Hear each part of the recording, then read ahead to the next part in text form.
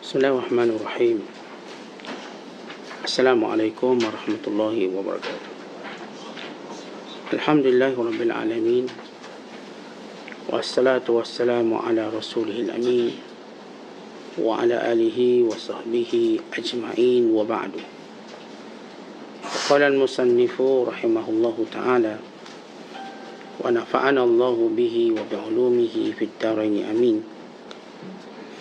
Telah berkata Imam Al-Allamah Syekh Muhyiddin Abu Muhammad Abdul Qadir Jailani radhiyallahu ta'ala anhu pada 20 Sya'ban dari tahun yang sama, iaitu dunia semuanya hikmah dan amalan, sedang akhirat pula semuanya kudrah dan balasan.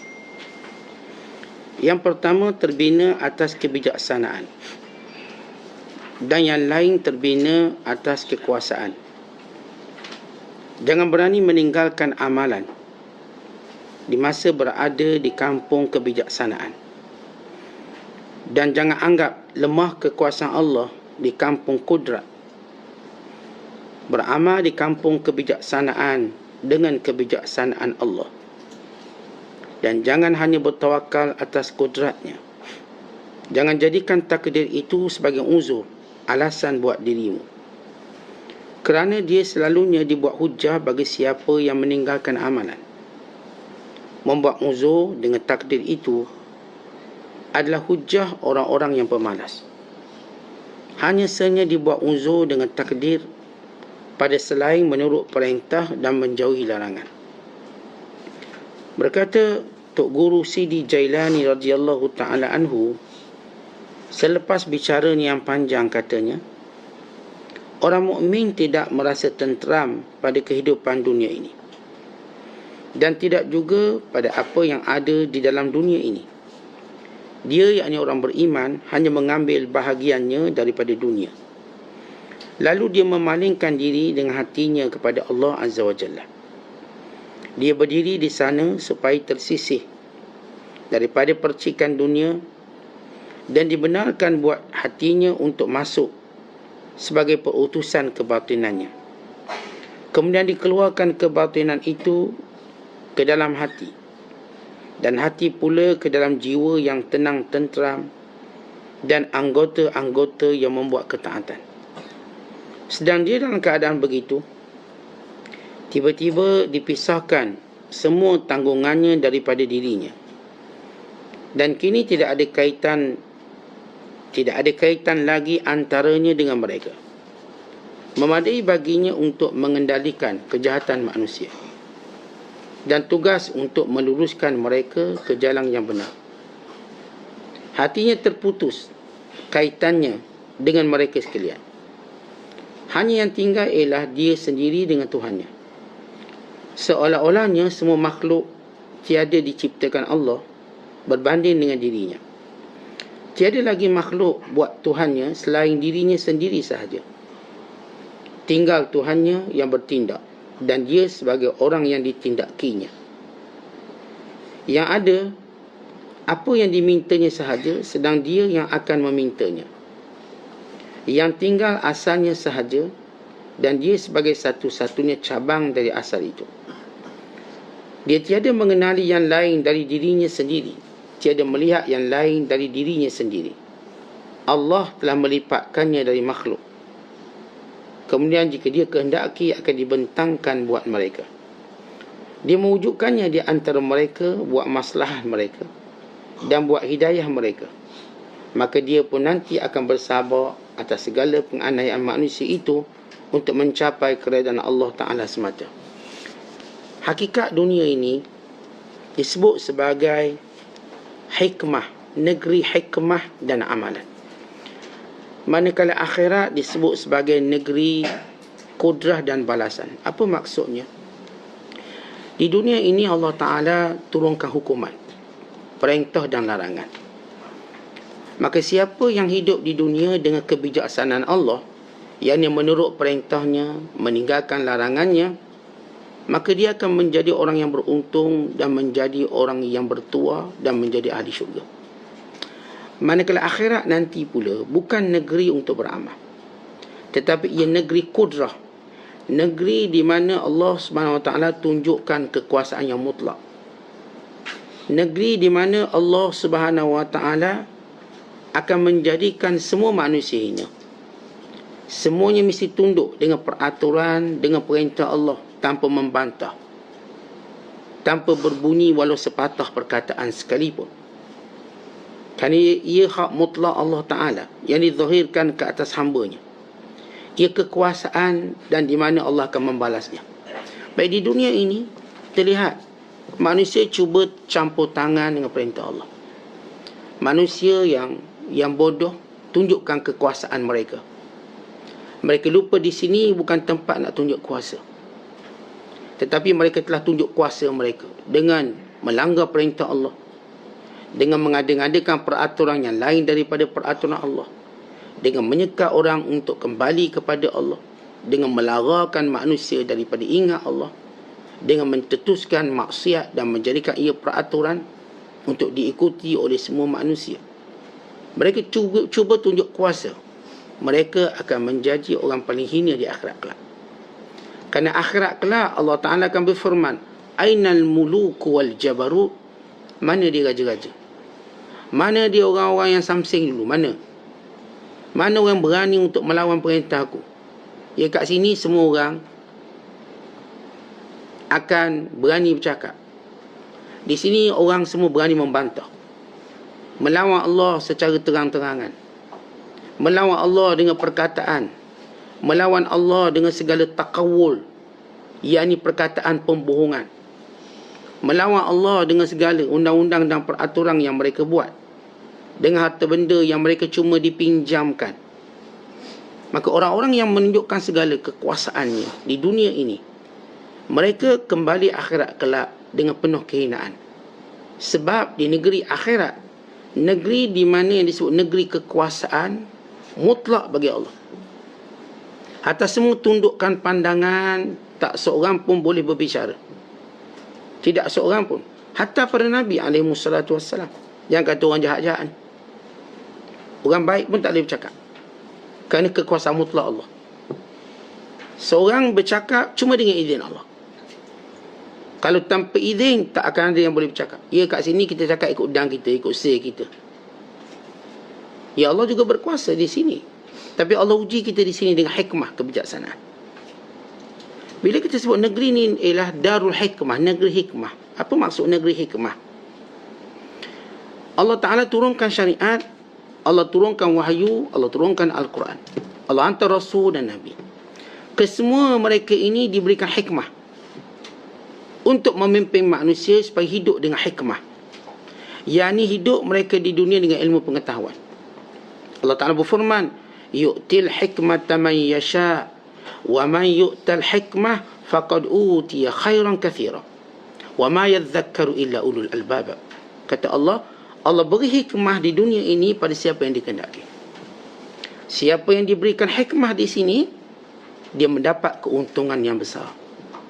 Dan tiadalah mengambil pengajaran melainkan orang ada akal. Allah Ta'ala turunkan syariat solat. Ini hikmah kebijaksanaan Allah. Dengan solat, manusia punya hubungan dengan Allah. Dengannya mereka membina kekuatan, keyakinan. Dengannya mereka membina kebahagiaan. Dengannya mereka mengangkat beban kehidupan, kesedihan, kedukecitaan. Kerana itu bila orang menjaga solat, maka dia ini bijak. Dia cerdik. Dia mampu untuk melepasi tekanan demi tekanan. Dia mampu menghilangkan kesedihan demi kesedihan. Contoh umpama macam ni dunia. Dunia ini bagaikan lautan luas, yang dia kadang-kala berombak ganas, beribut taufan, hujang lebat dan lain-lain. Baik, kalau kita nak masuk dalam lautan ini, apa yang perlu kita buat? Kita masuk dengan ilmu, kebijaksanaan, kapal yang besar, bot penyelamat, life jacket, makanan, dengan kru-kru, dengan ilmu pelayaran. Kita lengkapkan semua kebijaksanaan baru kita berani belayar. Tak mungkin kalau dalam keadaan kita bodoh dan tolol kita nak pergi belayar. Kita hanya ingin memusnahkan diri kita. Dia sebut je nak belayar, Tanyalah ahli pelayaran, dia kata nanti nak belayar kita kena cek kapal ni jangan ada bocor, jangan ada tembus. Kena cek dulu minyak dia, kita nak ke mana ni, bekalan makanannya, laluannya, dia dah tengok peta, dia dah tengok kompas, dah tengok GPS dia. Dia dah tengok dari sudut lesen dah ada, jangan langgar undang-undang antarabangsa. Pasport pun dibawa sebab dia nak menembusi setiap negeri dan negara. Semua kebijaksanaan, maka barulah dia belayar. Kalau suatu kapal terbang, kapal terbang nak terbang. Tetapi bukan dia terbang bodoh macam tu. Dia ada engineer dia. Akan cek dulu keselamatan. Kemudian diberi kepada pilot yang paling bijak. Ni pilot kalau nak international punya flight, mesti pilot yang berpengalaman lebih pada 100 jam menerbangkan kapal terbang. Bukan pilot yang baru graduate, tak mungkin. Ini yang dah lama otak. Tengok pula airportnya kat mana. Ni airport bahaya ni, kat Hong Kong. Ini yang berpengalaman dalam mendaratkan kapal terbang. Mesti dia ada co-pilot dia. Dia tak boleh terbang walaupun dia pandai, dia tak boleh bawa seorang. Dia ada co-pilot. Dia mesti ada pengurusan. Tuan-tuan, dengan segala kebijaksanaan mereka terbang dan mereka sampai. Samalah orang beriman kita kat dunia hidup. Kita tak boleh hidup dengan kejahilan dan kebodohan. Kejahilan yang kebodohan yang kita maksudkan ialah bila kita jahil tentang syariat. Kalau ilmu penerbangan, kalau orang tu nak terbang, dia mesti ada ilmu penerbangan. Dia tak perlu ada ilmu buat kek, ilmu buat apa. Tapi dia mesti ada ilmu penerbangan. Dengannya dia boleh terbang. Dia tak boleh bawa ilmu kek, ilmu pandai buat kek, ilmu pandai buat dodo, buat nasi dagang. Kemudian dia pun nak terbang. Kerana ilmu tu tak digunakan. Kerana semua token nasi dagang, token kek, dia cuma kerjanya duduk je. Yang buat nasi dagang dan kapal terbang. Sebab pilot ada keurusan je. Urusan kamu semua duduk pakai tali pinggang. Baik kapal pun sama. Kita nak naik kapal, naik cruise. Tuan-tuan, kita bukan pergi sana nak buat kerja. Kita naik duduk diam-diam. Ini pilot dia, ini kru dia yang akan uruskan semua. Daripada anchor, daripada sauhnya, daripada sistemnya, daripada masa, semua disiapkan. Kita duduk diam-diam. Kita ikut jadual dia. Sama juga bila kita hidup di dunia. Tentang kita punya pilot, kita para alim ulama. Ilmu yang bermanfaat di dunia ini adalah ilmu bagaimana kita kenal Allah, supaya kita tak langgar larangan Allah, supaya kita buat perintah Allah. Kalau tidak, kita tenggelam dan kita binasa. Kita duduk diam-diam. Dengar ulama cakap. Dengar fatwa orang alim. Pegang fatwa mereka dan jalani kehidupan ni. Kalau dia suruh pakai tali pinggang, kita pakai tali pinggang. Kalau dia kata buka, okey, boleh buka. Kalau dia kata okey, boleh nak jalan, kita jalan. Kalau kita sebut dalam kapal terbang. Kalau dalam dunia ini, bila ulama kata ni haram, jangan buat. Ini boleh buat, okey buat. Begitu kita sebut negeri ini ialah negeri kebijaksanaan. Siapa yang nak hidup di dunia ini, dia mesti pandai. Ayat pertama turun ialah ayat suruh membaca. Biar kita pandai. Iqra' bismi rabbikal ladzi khalaq. Bacalah dengan nama Tuhanmu yang menciptakan. Bukan kita bila saja balik, diwajibkan kita solat, tutup aurat, puasa. Ini semua kebijaksanaan. Bila orang hidup tak tutup aurat, dia cuma menimbung dosa untuk diazab di hari pembalasan nanti. Kalau dia hidup di dunia ini dengan jaga segala perintah Allah Subhanahu Wa Taala, dia akan memungut ghanimah, keuntungannya. Sebab itu kata Nabi SAW, bila datang kematian pada orang beriman, tuhfatun wa raihanatun wa ghanimatul mu'min. Ia adalah satu kegembiraan. Ia satu keharuman hidup. Raihanah, yang kemuncak rasa seronok dalam hidup. Wa ghanimah, dan dia mendapat keuntungan atas semua kebaikan yang dibuat. Sebab itu kata Nabi SAW, ma alal ardi min nafsin tamutu walaha indallahi khairun tuhibbu an tarji'a ilaikum walaha na'imud dunya wa ma fiha. Dan hadis yang dikeluarkan oleh Imam An-Nasai, kata Rasulullah, orang beriman bila mana dia mati, dia tidak mau lagi kembali pada kamu. Tak nak dah. Sebab dia mendapat kebaikan. Seluruh dunia yang kamu ada tu ada pada dia, bahkan lebih pada tu. Ke mana-mana orang beriman, bila dia mati, mereka tak akan pulang lagi. Tak ada bercita-cita nak hidup balik jumpa bini dia. Tak ada. Itu yang nak hidup balik tu orang kafir. Yang nak hidup balik itu orang-orang yang dahulu di dunia banyak buat maksiat. Orang kalau dia baik, bila dia mati, dia tak nak jumpa pun isteri dia lagi. Dia tak nak lagi jumpa anak-anak dia, walau dulu dia paling sayang.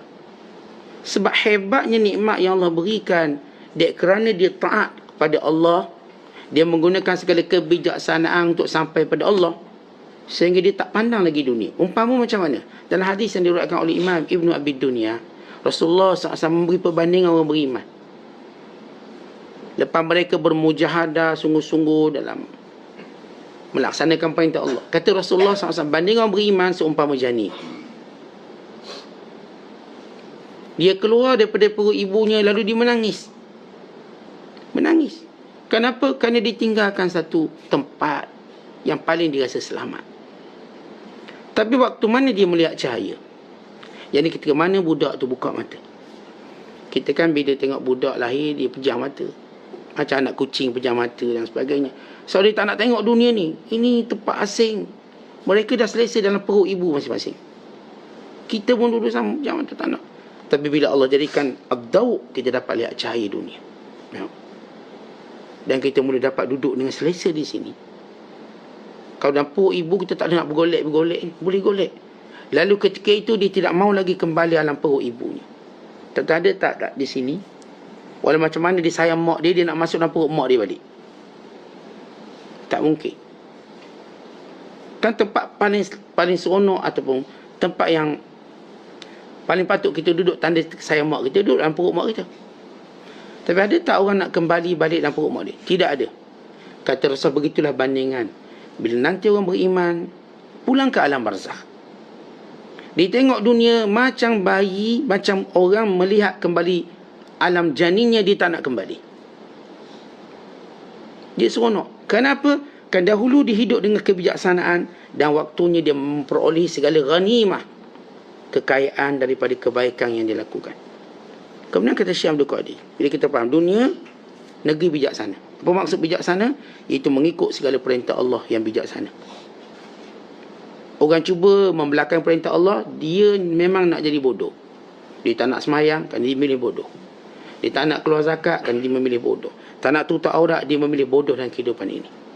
Dia tak nak ikut peraturan yang maha cerdik, Tuhan yang maha bijaksana. Bila kita ikut peraturan Tuhan yang maha bijaksana, kita menjadi bijaksana. Yang kita dah baca ayat-ayat tadi, Allah beri hikmah, kebijaksanaan pada siapa dikehendaki. Dan siapa dapat hikmah, ini siapa yang Allah jadikan dia taat, patuh pada perintah Allah, dia untung besar. Untung. Keluarga kita, keluarga yang taat, untung. Kita tak ada anak derhaka dalam keluarga kita. Kita ada isteri yang baik, suami yang baik. Tapi ada orang, saya katakan, ingin mencabar kebijaksanaan Allah, menganggap dia lebih bijaksana, lalu dia pun langgar segala perintah Allah. Kami lebih bijak. Dia minum arak, dia berjudi, dia berzina, dia membiarkan nafsunya membinasakan dirinya. Maka berapa lama kamu dapat nikmat kehidupan ni? Tetapi orang yang hidup di dunia dengan kebijaksanaan, dia dapat menikmati dunia walaupun sedikit. Walau sekadar roti kering cicah air, dia dah rasa nikmat. Tapi orang yang membelakangi kebijaksanaan dan perintah Allah, walau dia beri segala dunia, dia tetap rasa tak cukup, dan dengki dan hasad tak habis-habis. Dengki ada, hasad ada. Banyak dah ni, tak cukup. Kerana orang yang tidak bijaksana di dunia, dia tidak mampu menikmati dunia ini sebenarnya. Tak mampu menikmati. Maka akhirnya dia ikut pintu belakang banyak. Ni isteri seorang, pintu belakang 20-30. Dia tak seronok. Dengan isterinya seorang ni tak cukup bagi dia. Dia perlu cari pintu belakang. Digunakan pintu haram semuanya. Dia tetap tidak dapat keseronokan dia. Dia menipu orang, dia tindas orang menggunakan riba, pun dia tak akan seronok. Sebab apa? Sebab macam mana orang bodoh boleh seronok? Yang boleh seronok atas dunia ni orang bijak. Orang bijak boleh menikmati keindahan hidup ini, apatah lagi akhirat kelak bila mereka pulang. Manakala orang bodoh, dia tidak dapat menikmati dunia ini, walau dia dapat segalanya, apatah lagi akhirat kelak dia diharamkan terus. Kalau di sini masih dihalalkan untuk melihat dan memegang, tapi tidak menikmatinya, di akhirat kelak tengok pun haram, tak boleh tengok.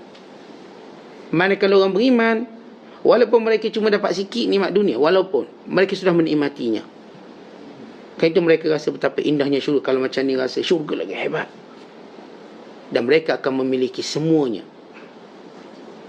Allah Ta'ala sebut dalam Al-Quran bagaimana orang beriman memiliki akhirat dengan firman-Nya, ulaika humul warithun. Mereka lah pemilik sebenar, pewaris sebenar. Alladzina yarisuna al-firdaus hum fiha khalidun. Yang mewarisi firdaus yang ada segala-gala di dalamnya, mereka kekal.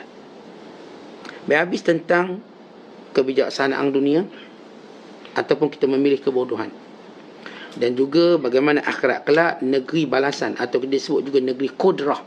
Kan di situ tak ada seorang manusia pun mampu tunjuk kuasa walau sikit. Tak ada seorang. Kat dunia ni saya katakan semua tunjuk kuasa. Semua tunjuk kuasa. JKT kecil pun tunjuk kuasa. Di akhirat kelak tak ada seorang pun boleh tunjuk kuasa. Tak ada seorang. Walau sepatah perkataan. Dia tak boleh daripada saya ni dulu ketua kampung saya nak cakap lebih sikit. Tak ada. Semua tunduk. La yatakallamuna illa man adhina lahur rahman wa qala sawaba. Tidak boleh bercakap pada hari kiamat kelak melainkan orang yang Allah izinkan, itu pun dia bercakap ringkas je. Dia tak boleh cakap banyak-banyak. Dia tak boleh ada bunga-bunga yang dihormati, yang dimuliakan, yang itu. Tak ada yang-yangnya. Tak ada. Nak apa? Cakap. Ini kudrah dia panggil. Alam kudrah. Alam akhirat. Kemudian kata Syekh, beramalah di kampung kebijaksanaan dengan kebijaksanaan Allah. Yang ini beramalah di kampung kebijaksanaan ini dengan segala perintah Allah. Semua perintah-perintah Allah itu ialah kebijaksanaan. Kalau tuan-tuan pilih untuk jadi cerdik. Kalau kita membelakanginya, kita memilih untuk jadi bodoh. Dan jangan bertawakal atas kudratnya. Apa maksud jangan bertawakal atas kudratnya? Jangan kata bila dia tak buat sesuatu atau dia langgar sesuatu, dia kata ini takdir Allah pada saya. Allah takdir begitu. Dan kenapa tak solat? Dan Allah takdir. Kata Syekh, dunia ni tempat kita beramal bukan tempat beri alasan takdir. Tentu haram seorang memberi alasan takdir dalam perintah dan larangan. Kerana setiap orang dengan perintah Allah Ta'ala dan larangan Allah Ta'ala, dia mesti beramal. Kalau dia tak sembahyang, dia tak ada kata Allah dah takdir saya tak sembahyang. Tak boleh, awak kena salat. Kalau sekiranya dia terjebak dalam benda haram, Tuhan dah takdir saya buat dosa. Tak, awak kena taubat. Ya betul, kalau benda tu dah berlaku, betul. Takdir betul. Beralasan takdir tak boleh. Memang sebelum benda Tuhan takdir. Tetapi beralasan takdir menandakan buruk adab seorang hamba pada Allah. Apatah lagi di hadapan itu, setiap takdir yang Allah Ta'ala tetapkan pada kita, ada jalan keluar dia. Andai seorang berkata, saya telah ditakdirkan jahat Ustaz, kecil-kecil dah mencuri Ustaz. Saya dalam perut mak saya lagi saya dah mencuri. Macam mana pula dalam perut mak dah mencuri? Mak saya mencuri. Maka saya sekali lah tu. Keluar tu mencuri, misalnya. Maka saya dah takdirkan lahir daripada keluarga pencuri. Lalu kita katakan, jangan buat alasan takdir. Kan di hadapan kamu ada taubah yang Allah perintahkan. Bertaubat. Wa qul ya ibadiyalladzina asrafu ala anfusihim. Katakanlah, wahai hamba-Ku yang melampau dalam dosanya, la taqnatu min rahmatillah. Jangan berputus asa daripada rahmat Allah. Antara orang yang bercakap putus asa rahmat Allah, dia kata dah takdir Ustaz, nak buat macam mana? Ini berputus asa. Sedangkan Allah Ta'ala sebut, innallaha yaghfirudz dzunuba jami'a. Allah bersedia mengampuni dosa semuanya. Semua Tuhan ampun. Bahkan Allah suka orang bertaubat. Jadi kalau seorang kata saya ditakdirkan jahat, baik di hadapan kamu taubat, sila taubat. Jangan terus kekal di tempat untuk kamu melakukan kejahatan. Satu ketika Nabi SAW mengkebumikan jenazah seorang sahabat di perkuburan Baqi' Al-Gharqad. Perkuburan Baqi' yang kita pergi Madinah sekarang, hampiran dengan masjid, di mana Rasulullah SAW bila sudah pengkebumian jenazah, Nabi akan tazkirah. Dia sebut talqin pun iyalah, tazkirah. Sebab hati paling lembut waktu mana ditanam jenazah. Lembut hati masa tu. Maka sayugia dia ambil kesempatan. Kita tuan-tuan bila pergi urus jenazah, Kita pergi ke bumi jenazah, kumpul kat kubur, hati lembut. Waktu itu kita juga berfikir nasib kita. Sebagaimana kita tengok kesian ke dia mati. Seorang perlu beri tazkirah. Mengambil kesempatan itu. Yang baik, paling baik. Maka Nabi SAW tidak melepaskan waktu-waktu yang paling baik. Maka Rasulullah SAW pun, dalam hadis yang diriwayatkan oleh Sayyidina Ali radhiyallahu ta'ala anhu, berkumpul dengan para sahabat. Kemudian kata Rasulullah, "Ma minkum min ahadin illa wa qad kutiba maq'aduhu minan nar wa maq'aduhu minal jannah." Tidak ada seorang pun manusia melainkan Allah telah tetapkan tempat duduknya syurga atau neraka. Tuhan dah tetap. Kita ni tuan-tuan sekalian hidup kat sini, Allah dah tetapkan kita syurga atau neraka. Saya, Allah dah tetap saya syurga atau neraka. Tuan-tuan pun sama. Bukan semua manusia. Lalu sahabat-sahabat bila dengar macam tu, sahabat faham lain. Qalu, mereka berkata, "Ya Rasulullah, afala nattakil ala kitabina wa nada'ul amal?" Kalau macam tu, kita tak payah beramal apalah. Cukuplah apa Tuhan dah catat syurgalah. Saya duduk diam je lah. Tak payahlah nak semayang, nak puasa, nak baca Quran, nak berzikir, nak tahajud. Atau tak payahlah nak suka susah-susah, tinggalkan yang haram, tinggal riba, tinggal rasuah, tinggal judi, tinggal arak. Tak payah kita pakai buat belaka lah. Lalu kata Nabi SAW, "I'malu." Tak boleh. Kena beramal. Fakullun muyassarun lima khuliqa lahu. Kerana amalan itulah petunjuk kepada di mana tempat dia. Amalan itu petunjuk di mana tempat dia. Amma man kana min ahli sa'adati, kalau dia memang ahli syurga, kata Rasulullah, fayuyassaru li amali ahli sa'adah, maka dia mudah untuk melakukan amalan ahli syurga. Mudah.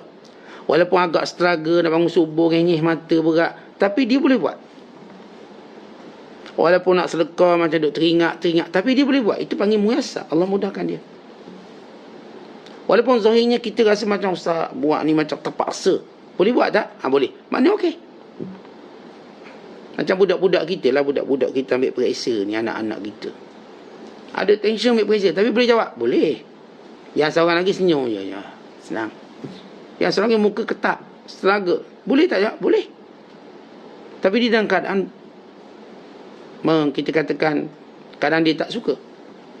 Sama juga ada orang, bila dia buat amalan akhirat ringan, senang. Dia bangun subuh senang, 4 pagi, dah bangun 3 pagi. Ada orang struggle ni. Bini gerak, sembuh air, tarik selimut, lingkup katil, baru bangun. Tapi dia boleh bangun juga. Jalan walaupun lemah, lonlai, duduk sah ketiga. Tapi dia boleh solat. Datang kuliah, sehangguk-hangguk, ngantuk-ngantuk. Tapi dia boleh datang juga. Maknanya Allah mudahkan dia. Allah mudahkan. Walaupun dalam keadaan dia struggle macam tu, Allah mudahkan dia. Arti ini tanda ahlus sa'adah. Siapa yang kita tengok, dia berada pada tempat-tempat baik, walau bagaimana keadaan dia berada. Tak ikhlas ke dia, Allah, tak ikhlas sah. Ataupun rasa macam terpaksa. Sebab malu korang sah. Atau kita datang takut ustaz tanya tak datang. Malu dia datang. Datang tunjuk muka sikit. Okey, ada, confirm ada. Malu. Tak apa, macam mana pun alasan kita untuk berada di tempat baik, itu cerita lain. Tapi kita telah dimudahkan oleh Allah. Dimudahkan untuk berada di tempat baik. Boleh datang masjid juga, boleh datang surau juga, boleh datang majlis ilmu juga, boleh jaga solat juga. Walaupun tengah semayang tahanyuk ke mana, Allahu Akbar, ustaz, semua saya masuk, ustaz. Dia semayang je Allahu Akbar, semua dia boleh masuk. Masuk sogo, masuk ansana. Dah dekat nak puasa, ustaz, kita dah ingat raya. Dia punya otak, tak apa, kamu berada di tempat orang baik. Macam mana dalam keadaan kamu lalai, itu hal lain, itu satu proses.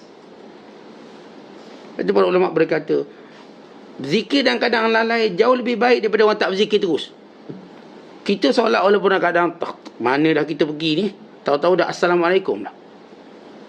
Jauh lebih baik daripada orang tak sembahyang. Berarti ahlus sa'adah Allah letakkan di tempat orang buat baik. Cerita bagaimana nilai ibadat dia, itu hal lain. Kerana itu saya katakan proses. Dan kalau sekiranya dia di kalangan ahli syaqa, yang ahli neraka, maka Allah mudahkan dia berada bersama dengan amalan ahli neraka. Orang ni pula kalau dia ada alamat ahli neraka, dia macam senang buat jahat, Walaupun dia tak suka buat jahat, dia duduk tempat orang buat jahat juga. Berarti dia berada di kalangan golongan yang buat jahat. Lalu Nabi SAW membaca ayat dalam surah Al-Lail, فَأَمَّا مَنْ أَعْطَى وَاتَّقَى وَصَدَّقَ بِالْحُسْنَى فَسَنُيَسِّرُهُ لِلْيُسْرَى وَأَمَّا مَنْ بَخِلَ وَاسْتَغْنَى وَكَذَّبَ بِالْحُسْنَى فَسَنُيَسِّرُهُ لِلْعُسْرَى. Adapun kalau orang tu orang baik, lalu Allah jadikan dia akan memberi, bersedekah, dia akan bertakwa, dan dia akan mengiyakan semua benda baik, maka kami permudahkan jalannya ke syurga. Baik, kenapa Nabi SAW sebut hadis ni? Tak ada seorang manusia melainkan dia tetapkan pintu syurganya ataupun nerakanya. Lalu menimbulkan satu keraguan sebahagian sahabat. Kalau macam tu kita tak boleh beramal lah, dah tahu tempat duduk kita kat mana. Nabi kata jangan, setiap orang ada alamat dia. Tujuan Nabi nak beritahu begitu, pertama Rasul nak beritahu, tuan-tuan, kita jangan duk bangga dengan amalan kita. Sebab amalan kita secara bersendirian bukan penyebab kita masuk syurga. Tapi dalam masa yang sama kita tahu bahawa kita perlu berusaha masuk syurga dengan segala perintah Allah. Kerana bila Rasulullah SAW nak beritahu, kita ni perangai macam ini, tuan-tuan. Bila kita buat baik lebih sikit, kita dah bangga lah. Tengok aku dia buat baik. Kita lupa kita masuk syurga dengan rahmat Allah. Itu kita lupa. Sebab itu kata tuan, jangan duk kita beri alasankan amal kita ini layak kita masuk syurga secara bersendirian. Ia rahmat Allah. Umpama gini, tuan-tuan, kita kan kalau berjaya meniaga, bisnes jalan, duit banyak, kita cepat-cepat kata ni usaha saya. Kita lupa ini pemberian Allah. Kita dah jadi juara, kita dah jadi somebody, kita dah jadi YB hari ini, kita dah jadi itu dan ini. Kita mula rasa ni sebab saya bijak, strategi saya bijak. Lupa Allah beri. Lupa Allah sedang menguji dengan kemenangan. Lupa Allah sedang menguji dengan kesihatan. Lupa Allah sedang menguji dengan kekayaan. Lupa Allah sedang menguji dengan bijak kita hari ini. Lupa Allah sedang menguji kepetahan kita bercakap hari ini. Lupa Allah sedang menguji apa pun keistimewaan yang kita dapat hari ini. Kan ramai orang, kita ni semua, tuan-tuan, bila ada lebih sikit je apa yang kita ada, kita rasa macam saya buat. Mana Allah? Tapi bila susah, ya Allah tolonglah aku. Masa senang kamu tak rasa aku bagi. Bila kamu susah, kamu minta dengan aku, barulah kamu tahu aku yang beri. Masa ada kuasa, tak rasa Allah bagi kuasa tu. Bila jatuh kuasa, semayang ajak tiap malam biar dapat kuasa. Tuan-tuan, ini Allah nak sedarkan kita.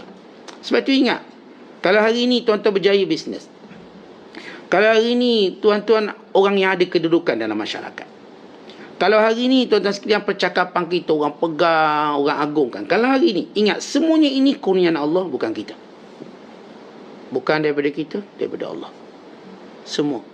Kalau hari ini tuan-tuan orang puji kita muka lawa, badan kita ni Masya Allah lawa, misal katanya, jangan cepat saya sebab saya tiap-tiap hari pergi gym, saya ada instruktor saya tu, saya mampu jadi macam ni. Tuan-tuan jangan duk sombong sangat. Katakan dulu ini kurnia Allah. Kalau pun tuan-tuan tiap hari pergi gym ada instruktor, kalau tu nak suruh gemuk, jadi gemuk juga dia. Akhirnya sama juga. Ya, kita pertama, kita bukan nak membuang sebab. Sebab satu benda yang Allah perintah. Tapi kita jangan lupa, Allah yang berkuasa mentakdirkannya. Jangan lupa benda tu. Kalau hari ni saya pergi ke laut dapat ikan banyak, sebab saya bijak cari lubuk. Bukan sebab awak bijak cari lubuk. Awak kena ingat ini rezeki Allah bagi. Hari yang sama, orang yang sama, bot yang sama, kain yang sama, pukak yang sama, lubuk yang sama, tak dapat ikan. Saya keluar pukul 8 pagi ke laut. Saya tahu pukul 9 ikan mula bangun tidur, keluar nak makan. Saya dah tahu pukul 9 ikan makan Ustaz. Pukul 8 jangan duk baling jorang lah, ikan tak makan. Dia tidur lagi, tengah berkemas lagi dia. Pukul 9 ikan keluar. Mula-mula Ustaz ni keluar ikan tambang tu, budak-budak kecil ni. Nanti tengah-tengah hari ikan besar mula keluar. Macam orang juga dia kata, macam orang. Ya, kita guna teori ni, ilmu kita laut. Misal kata, betul Ustaz, tengah hari datang ikan jemuduk, ikan jenahak, datang kerapu besar, ibu kerapu, ibu kerisi, ibu tambang, semua ibu-ibu mula keluar. Bapak-bapak dia keluar sekali. Banyak dapat. Ya, strategi orang lama. Pergi sekali lagi. Hari sama lah. Kalau pergi air Rabu. Teori sama. Pukul 8 jangan ngai lagi Ustaz. Ikan tidur lagi. Dia baru nak mandi tu. Pukul 9. 9 ni kan kecil. Kita main yang biasa-biasa tu. Nanti dah main yoyo Ustaz. Kita yoyo. Ni anak-anak ikan, anak-anak tambang kita main yoyo. Tok 7 matakan 8 matakan. Okey, pukul 11 ikan besar dah keluar. Ikan VVIP keluar belakang pukul 11. Pukul 12 baru bangun tidur. Masa ni ikan besar. Sampai maghrib lagi banyak dia keluar. Ikan beribu maghrib. Kita keluar maghrib. Ada seorang anak murid saya. Kata Ustaz, saya tak lagi kuliah maghrib. Kenapa? Maghrib tu ikan siakat keluar Ustaz. Penuh. Dia sekali tangkap pakai tan. Tapi nak pujuk kita tu, dia pun buat jamuan siakat. Ada anak buah saya meninggal dah dia. Dia orang nelayan. Sebab bila kita ni orang tak datang kuliah, kita tanya. Tanya tu tanda ingat. Kalau kita dah tak tanya, kita dah tak ingat tu. Bagaimana kita tanya, kita ingat. Nanti kita berharap dia tu. Termasuk saya masalah maghrib je. Saya kuliah subuh boleh. Sebab subuh ikan tidur Ustaz. Maghrib ni ikan berpesta ni. Lompak-lompak. Nampak. Masa tu kalau saya buka banyak. Saya sekali dapat apa? 1 tang, 2 tang dapat. Hantar ke Singapura. Nak bagi kita jangan marah. Dia hantarlah sekotak rumah kita ni. Saya cakap dapat. Sebab tak pergi kuliah maghrib. Tentang kalau teori sama kita guna. Kalau Allah Ta'ala kendaki, kita tak dapat. Pulang kosong.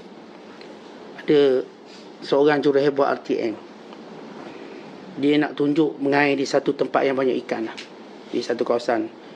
Tu memang saya selalu lalu lah. Dia panggil Nenasi. Dia nak ke Pekan. Dia ada satu perkampungan nelayan. Dia pergi dengan pengalaman seorang nelayan. Pengalaman dia 35 tahun ke laut. Memang alim seolah laut. Pergi. Bawa ni kru-kru ni. Pergi.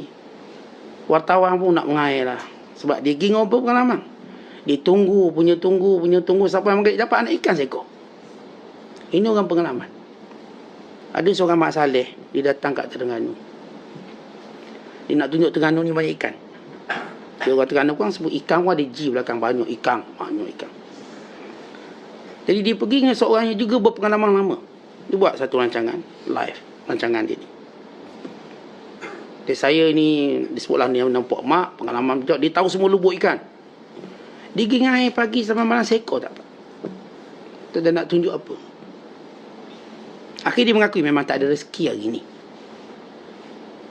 Tuan-tuan, manusia bila dia lemah, dia mengaku Tuhan buat. Tapi bila dia kuat, dia kata akulah buat. Aku buat. Ini kerana bijak strategi aku menang bola sepak. Aku menang pertandingan tu, aku menang pertandingan ni. Dan jangan lupa semuanya kurnia Allah. Cerita sama bila kita beramal. Dah kita amal banyak sangat ni, hebat, Mekah tiap tahun. Kita dah rasa macam amalan aku layak ke syurga. Jangan begitu. Sebab itu kata ulama, aku lebih suka melakukan dosa dan kadang aku menyesal daripada aku buat baik lalu aku sombong. Aku lebih suka aku kalau buat jahat lalu aku menyesal, ya Allah apa aku buat jahat ni. Lebih aku suka keadaan aku merasa lemah di hadapan Allah berbanding bila aku buat amalan aku rasa sombong. Akhirnya saya memang ahli syurga. Ni semua sahabat-sahabat syurga saya. Jangan cepat. Jangan duduk cepat sangat kata sahabat syurga, saya ahli syurga. Awak semua jangan bimbang. Saya beri syafaat ke awak semua. Awak nak syafaat apa? Nak syafaat saya beri. Jangan berani sangat. Jangan tunjuk berani sangat walaupun kita berada di tempat baik hari ni. Allah boleh tukar sekejap. Kalau seorang kata, Ustaz, jangan lupa beri syafaat pada saya. Saya tak berani cakap.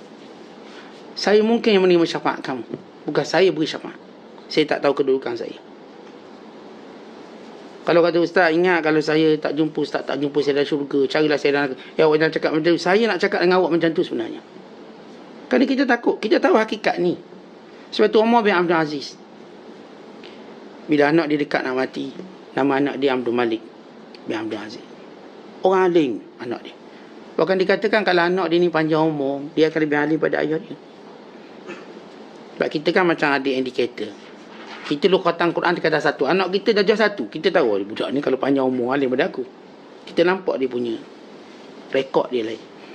Maka anak Umar bin Abdul Aziz ni pada usia 17 tahun dia sudah menjadi penasihat negara. 17 tahun alim. Tapi dia mati muda.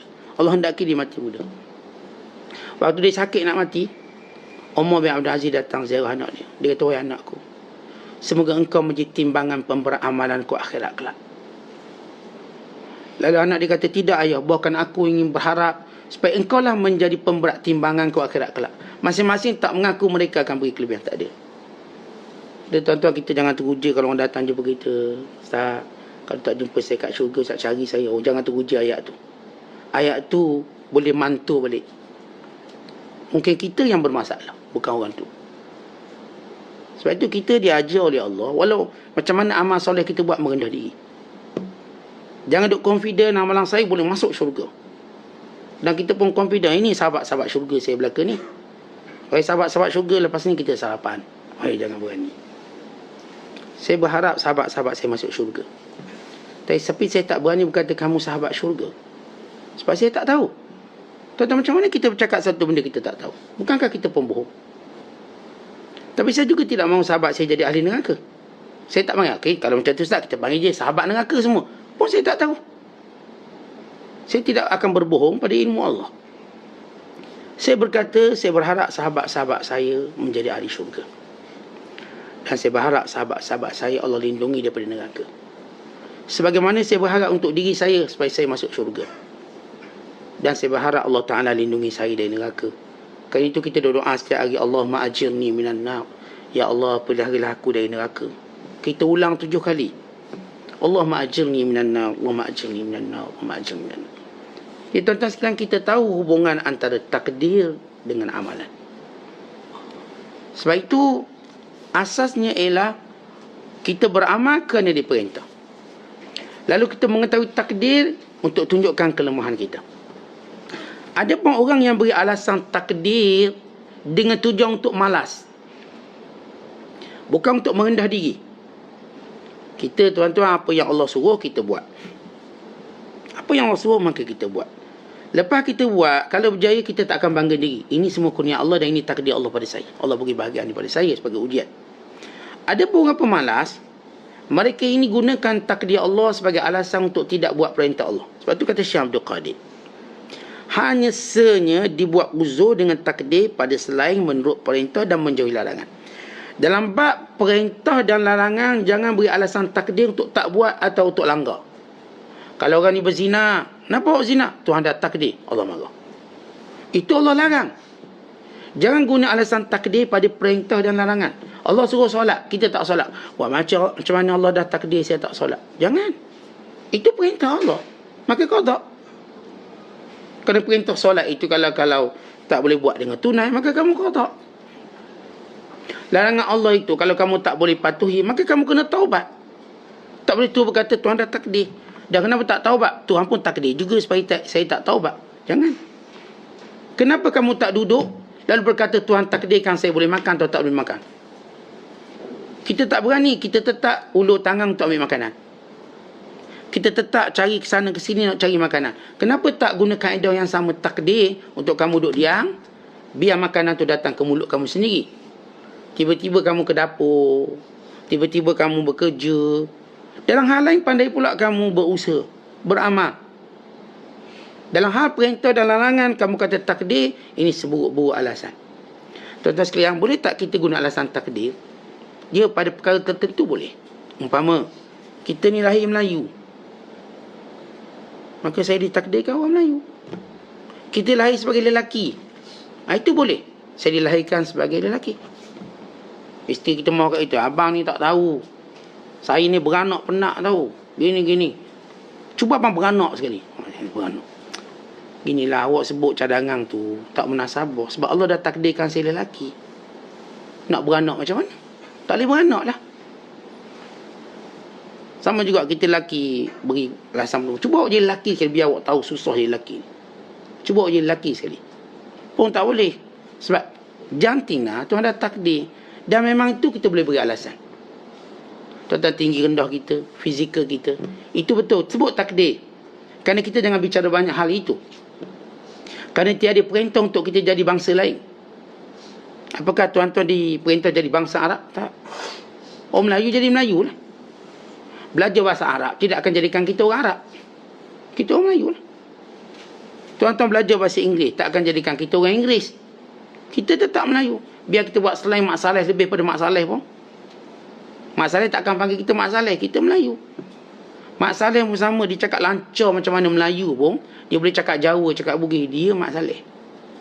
Itu takdir. Walaupun kita cuba ubah, tak boleh ubah. Ni kita buat pemudahan biar muka Arab, tetap orang kata Melayu, dalam IC Melayu. Dalam IC Bugis, Jawa. Iaitu boleh berhujah dengan takdir. Sebab itu tidak ada apa-apa signifikan. Tapi perintah dan larangan Allah ini benda yang besar. Yang Allah suruh. Maka jangan beri alasan takdir untuk tak buat. Untuk meninggalkannya. Bukan sebaliknya. Takdir dalam hal ibadat dan larangan untuk menunjukkan kelemahan kita. Tetapi perintah ini perlu dilaksanakan kemampuan yang Allah berikan pada kita. Larangan dan sebagainya. Maka ini cara ihtijaj beralasan dengan takdir Allah. Bila boleh, pada benda-benda yang memang tak berubah. Fizikal kita, jantina kita, bangsa kita, itu tak ada berubah. Kita bercakap ni takdir Allah. Allah dah takdir saya macam ni. Tapi pada benda yang bersifat perintah dan larangan, sembahyang, puasa, zakat, haji, ini Allah perintah untuk kita buat dan kita tinggal. Dan bila mana kita langgar, Allah suruh pula kita taubat. Dan bila mana kita buat, Allah suruh kita merendah diri. Maka semua benda-benda perintah dan larangan jangan beri alasan takdir. Allah dah takdir saya jahat. Kamu memilih jahat, taubat. Kerana solusi untuk orang jahat jadi baik itu banyak. Baik, katakan kamu dah 20 tahun jahat. Ruang untuk taubat itu ada, maka taubat untuk jadi orang baik. Bukan niat kamu nak jadi orang baik sudah menyebabkan kamu dia terpilih jadi orang baik. Tak, saya dah nak berhenti maksiat ni. Bagus. Bukan beri alasan takdir untuk kekal buat jahat. Atau beri alasan takdir untuk tidak mau buat perintah Allah. Takdir itu hanya untuk menjadikan kita tidak sombong dengan kemampuan kita. Bila saya buat amal soleh, saya boleh qiyamul malam tak tidur. Masya Allah, saya boleh baca buku 3-40 biji satu hari. Misal kata, maka dia lihat takdir Allah. Ya Allah, engkau telah mentakdirkan kepada aku benda ni. Sebagai satu tanda syukur pada Allah. Kalau kita tidak melihat takdir, ketika itu kita jadi sombong. Kita kaya. Kita tidak melihat itu takdir Allah pada kita. Kita melihat sebab saya pandai cari duit. Saya ustaz semua benda saya boleh buat duit. Saya tengok tisu boleh jadi duit. Alah, masa tengah berjaya. Bila tengah kita gagal, semua benda jadi sampah, tak jadi duit. Allah dah tunjuk. Contoh yang banyak. Orang pernah mendakwa buat macam ni, macam ni. Ada seorang pelari pecuk dunia. Dia lari laju. Laju dia lari. Dan orang tak boleh kalahkan dia. Sehingga satu hari, dia berlari. Dia punya urat kaki dia ada masalah. Akhirnya dia tetap dia jadi nombor kemudian sekali. Last sekali. Walau dia pemegang rekod dunia. Akhirnya, pencing lagi. Itu dia cerita. Mana kekuatan? Mana ketereran? Mana kehebatan? Allah uji macam tu je. Ni yang jaga badan, Masya Allah. Dia ada 6 pack, 8 pack. Banyaknya. Sampai masa Allah Ta'ala nak tunjuk. Badan teruk jadi boroi teruk. Luar biasa. Teruk daripada orang lain. Akhir mati kerana jantung. Ceritanya mudah je dalam hidup ni. Ia mudah. Tak ada konsep kita hidup dalam dunia. Jangan sombong, jangan berbangga, dan jangan beralasan takdir untuk meninggalkan perintah atau tidak mau buat perintah. Beralasanlah takdir untuk tunjukkan kerendahan diri kita, kehinaan kita. Itu boleh. Menggunakan takdir untuk meninggalkan larangan, untuk melakukan larangan atau meninggalkan perintah, ini su'ul adab, dan ini adalah kebodohan, dan ini adalah golongan pemalas. Dan ini tentang perbahasan ulama tentang al-hukmu, hukmu ihtijaj bil qadri, hukum beralasangkan takdir. Kat mana boleh, kat mana tak boleh. Kemudian kata Syekh Abdul Qadir, orang beriman dia tak tenteram hidup kat dunia ini. Dia tidak mengambil melainkan bahagian yang Allah Ta'ala tentukan kepadanya, supaya dia tidak berpaling daripada Allah, dirinya dan hatinya. Asas orang beriman hidup kat dunia ialah dia sentiasa ambil benda-benda yang tidak akan memalingkan dia daripada Allah. Dia akan ambil benda-benda yang akan mengukuhkan hubungannya dengan Allah. Kata Hasan Basri, innal abda la yazalu bi khairin ma kana lahu wa'idhu min nafsihi, ma kana lahu wa'idhu min nafsihi wa kanatil muhasabatu himmatahu. Al mu'min fid dunya kal gharib la yazza'u min dhilliha wala yunafisu fi izziha sya'nun walinnasi sya'nun. Maksudnya, hamba yang baik itu sentiasa motivasikan dirinya. Dia sentiasa ada tukang tegur dalam diri dia. Maka lahu wa'idhun min nafsi. Dia ada sentiasa tegur dirinya, kena buat macam ni, kena buat macam ni. Wa kanat muhasabatu, dan muhasabah menjadi asas kehidupan dia. Checklist tu kehidupan dia. Dia muhasabah. Orang beriman di dunia ini bagaikan orang asing. Dia tidak bersedih dengan kehinaannya dan tidak berlomba mendapat kemuliaannya. Baginya urusan, bagi manusia urusan. Tetapi kita duduk kat dunia, kita tahu kita ni gharib, orang asing. Tumpang lalu musafir. Kita, kalau saya Johor, pergi Kuala Lumpur, pergilah tempat paling happening sekali, Bukit Bintang. Pergi Pavilion, contohlah ni happening. Orang-orang cerita ni paling happening. Apa pun di situ saya tahu, saya bukan duduk situ. Saya akan balik tempat saya. Saya sewalah hotel apa pun kat situ, saya tahu saya tak akan menetap di situ. Lepas 2 hari saya akan balik. Tempat saya tahu. Maka tak mungkin saya duduk situ beli perabot, beli apa, tak mungkin. Kalau saya beli mungkin benda yang boleh bawa bersama saya. Beli kasut sikit. Mungkin belilah jam tangan sikit. Atau beli ni. Sebab tu tempat bukan tempat saya. Saya akan balik tempat saya. Sama juga tuan-tuan saya, kita duduk kat dunia, ni bukan tempat kita. Tempat kita tu dalam kubur, tengok muat belaka tak? Rumah-rumah, kereta muat tak? Tak muat. Kita guna semua benda itu sementara. Untuk kita dekat dengan Allah. Sebab itu benda-benda ni tak boleh lalaikan kita dari Allah. Benda ini menguatkan kita dengan Allah. Saya dengan ada rumah makin kuat ibadat saya. Sebab sebahagian ibadat itu bila buat di rumah, pahalanya lebih besar. Maka rumah saya tempat ibadat saya. Kenderaan saya, sebahagian kenderaan saya jadikan untuk melengkapkan ibadat saya kepada Allah. Maka kenderaan yang baik. Harta saya pun sama. Untuk cara saya buat kebaikan yang berganda. Saya nak jadi macam Rasulullah sebut, zahaba ahlud dusu bil ujur. Orang kaya buat pahala banyak. Kata orang miskin di Madinah, ya Rasulullah, kita semayang, dia semayang. Kita puasa, dia puasa. Tapi mereka bersedekah, kami tak ada sedekah. Mereka dapat buat benda lebih. Maka kita nak macam tu. Kita nak kaya supaya kita dapat buat lebih pada orang lain ibadat. Kita nak sihat supaya kita dapat buat ibadat lebih daripada orang sakit. Kita nak berada di tempat-tempat baik. Sebab kata Hasan al-Basri, kalau kamu tengok orang tu berada pada tempat akhirat, berlomba dengan dia. Tapi kalau dia ajak mereka berlomba dengan dunia, maka jangan kamu pedulikan dia. Mereka urusan mereka, kita urusan kita. Sebab bila mereka dapat dunia sekian, ya mungkin kemampuan mereka di situ. Kita tak mampu, jangan cuba. Nanti kita merempat. Dalam hal akhirat, semua orang mampu.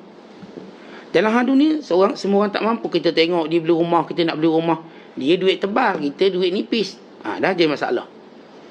Kita tengok orang beli kereta, kita nak beli kereta. Bab dunia jangan berlomba, sebab dunia ikut kemampuan. Tapi bab akhirat berlomba, kerana akhirat ni Allah beri kemampuan sama. Bab berebut sah depan, semua boleh berebut. Yang naik kancil pun boleh berebut sah depan, yang naik Porsche pun boleh berebut sah depan. Benda sama. Tapi kalau dia ajak berlomba kat highway, jangan kalah kita. Dia Porsche, kita naik kancil, dia ajak berlomba, jangan buat malu. Kita tekan tu sampai tekan nak berdiri pun tak boleh menang. Dia tekan sambil baca surat khabar menang. Kita tekan minyak kancil sambil berdiri, sambil berlari biar dia laju. Tak juga. Sebab dunia kita tak sama, tak perlu bersaing. Kita ikut kita, dia. Tapi bab akhirat kena bersaing kerana kita buat kemampuan kita sama. Dia boleh puasa sunat, kita boleh puasa sunat. Mampu. Tentang dia boleh qiyam lail, kita boleh qiyam lail. Sebab benda itu bukan kos. Kita mampu qiyam. Dia boleh datang subuh, kita boleh datang subuh. Dia parking kereta mewah dia kat masjid, kita parking kereta biasa kita kat masjid. Tapi sama-sama boleh masuk. Duduk sah depan, kita mungkin boleh kalahkan dia. Saya mungkin tak boleh kalahkan awak kat highway, tapi saya boleh kalahkan awak sah. Saya sah depan, awak sah belakang. Maka persaingan itu sama. Sebab itu kata Hasan Basri, kalau kamu tengok orang ajak kamu bersaing hak akhirat, sila bersaing. Sebab kamu mampu buat. Tapi kalau seorang ajak kamu bersaing hak dunia, jangan. Nanti kamu binasa. Dia beli emas, kita nak beli emas. Kita tengok dia ustaz, saya tengok dia beratur kat kedai emas. Saya pun nak beratur juga. Dia beratur pakai tebal, kita Orang cerita emas ni makin naik, kita kena beli. Biar belilah, orang ada duit, kita tak ada duit. Beli buat apa? Kita nak beli makanan pun tak cukup duit, nak beli emas. Maka biar kita bijak menilai diri kita dalam hal duniawi. Kita tengok dia melancong hotel tu, kita pun nak pergi hotel tu. Jangan. Kita tak payah beli hotel, kita tak mampu, homestay je. Homestay pun bayar 2 kali. Bayar 2 kali tak mampu. Dia nak hotel tu, itu kemampuan dia, kita tak peduli. Sebab tu dalam hal dunia, dia urusan dia, kita urusan kita. Dalam hal akhirat kita dah ajak berlomba. Jom berlomba, boleh? Awak baca juzuk, saya boleh baca 2 juzuk. Patutnya awak orang kaya, masa lapang awak lebih banyak daripada saya. Awak boleh baca 10 juzuk. Akhirat, tuan-tuan, Allah beri persaingan yang sama. Dia berkait dengan keazaman kita. Kalau kuat keazaman kita, kita boleh mengatasi sesiapa pun. Tapi hal dunia, dia berkait dengan kemampuan. Sebab tu kata Hasan Basri, jangan, tuan-tuan, jangan duk dengki hal dunia orang ni. Dia Allah beri banyak tu, terpulang pada dia. Ni orang makan stik, kita nak makan stik. Akhirnya cek poket kosong dah, kena basuh pinggang. Tak payahlah kita nak dengki ni, biarlah dia mampu. Kita mampu sini, kita buat macam tu. Sampai masa Allah beri kita mampu, pergilah. Kita tak perlu mencela dia, ni membazir. Tak, dia kemampuan dia. Kita tak boleh kata dia membazir, itu kemampuan dia. Kita kemampuan kita kat sini. Tapi dalam hak akhirat, kita boleh mencela. Kenapa kamu tak buat? Ini kan Allah perintah. Dalam hal dunia, Allah beri kebebasan pada kita. Silakan. Kata Nabi SAW, antum a'lamu bi umuri dunyakum. Kamu lebih tahu urusan dunia kamu. Buatlah ikut kamu. Jangan langgar perintah Allah, sudah. Tapi dalam hal akhirat, kita ada panduan dan kita bersaing. Saya akan bersaing. Sebab itu iktikaf Ramadan. Ni sahabat-sahabat yang kaya iktikaf, sahabat miskin iktikaf. Mereka berlawan. Bila orang kaya tengok sahabat-sahabat miskin lambat keluar masjid. Lambat. Dia orang buat apa lambat? Tengok berzikir rupanya. Maka orang kaya tumpang dengar, dia pun berzikir. Untuk keluar sama lambat. Mereka bersaing. Sebab itu sahabat-sahabat zaman Rasulullah kaya dulu, orang miskin tak lawan dia. Sebab dia buat benda yang sama. Ini Abdul Rahman bin Auf, tidak ada satu perang pun dia miss ataupun tertinggal. Tak ada satu. Sehingga Abdul Rahman bin Auf jutawan kecok, atau disebut jutawan tempang. Daripada kaki dia betul, dia perang-perang sampai dia tempang. Dia tak pernah rasa air apa pun, kerana ini perlombaan akhirat. Semua peperangan Nabi SAW, 27 peperangan, semua dia bersama Rasulullah. Ini Abdul Rahman yang tidak pernah terlepas takbiratul ihram. Melainkan sekali dia tak sempat bersama Rasulullah, walau masih berada rakaat yang pertama. Maka dia mencari sebab. Dek, kerana kesibukan bisnes, maka dia sedekahkan semua. Ini mereka ni, tuan-tuan, berakhirat, tak ada orang boleh kalaukan dia atas apa pun alasan. Tapi hal dunia, macam saya kata, hal dunia ni, tuan-tuan, benda-benda yang Allah uji kita. Hal dunia, benda yang Allah uji, ada waktu kita berjaya, Allah berilah. Ada waktu sebaliknya, Allah uji, maka sabar. Tapi hal akhirat, Allah perintah. Allah suruh. Bila mana kita abaikan, maka Allah murka. Hak dunia Allah tak murka. Itu terserah pada kamu. Tapi hak akhirat, kalau kamu tak buat, tunggu azab, tunggu hukumannya. Baik, begini cara kita hidup di dunia. Kita gunakan segala benda dunia untuk melengkapkan agama, mendekatkan diri kita pada Allah, sehingga sampai satu waktu Allah bebaskan kita daripada bebanan dunia. Bahkan bebanan makhluk. Sehingga kita tak nampak makhluk lain, melainkan kita nampak diri kita je. Apa maksudnya? Kesibukan kita untuk akhirat. Saya nampak kesibukan saya untuk akhirat. Sehinggalah kalau sampai waktu Allah nak angkat kedudukan saya akan menjadi penyeru di pintu Allah. Maka saya akan mula berdakwah, mengajak manusia. Daripada mula saya baiki diri, tapi Allah kehendaki saya lebih pada itu, untuk saya menyeru manusia ke arah yang baik-baik. Ketika itu Allah Ta'ala perintahkan setiap orang yang berada pada posisi ini bersabar dengan khainah manusia. Maka para Nabi SAW, antara ujian mereka berhadapan dengan manusia-manusia yang pelbagai. Maka demikian juga para ulama. Mereka akan berhadapan dengan orang macam-macam. Maka bersabar. Kerana kamu sudah diangkat pada martabat mengajak manusia kepada Allah. Dulu kita punya label Allah beri untuk baiki diri kita. Sampai masa Allah Ta'ala dah sempurnakan benda itu pada kita, Allah menyuruh kita menjadi penyeru-penyeru manusia. Untuk sama-sama memperbaiki diri. Sebab kita tuan-tuan tak akan jadi confident untuk ajak orang lain sebelum kita sudah berada di tahap yang baik. Saya kalau mekanik kereta, kalau saya belum pandai lagi, saya tak reti nak ajar orang, saya tak cenderung nak ajar orang. Tapi bila dah saya pandai, saya akan ajar orang walaupun dia tak minta. Sebab saya tahu saya lebih pandai daripada dia. Maka saya akan beritahu dia. Maka demikian kehidupan kita dalam beragama.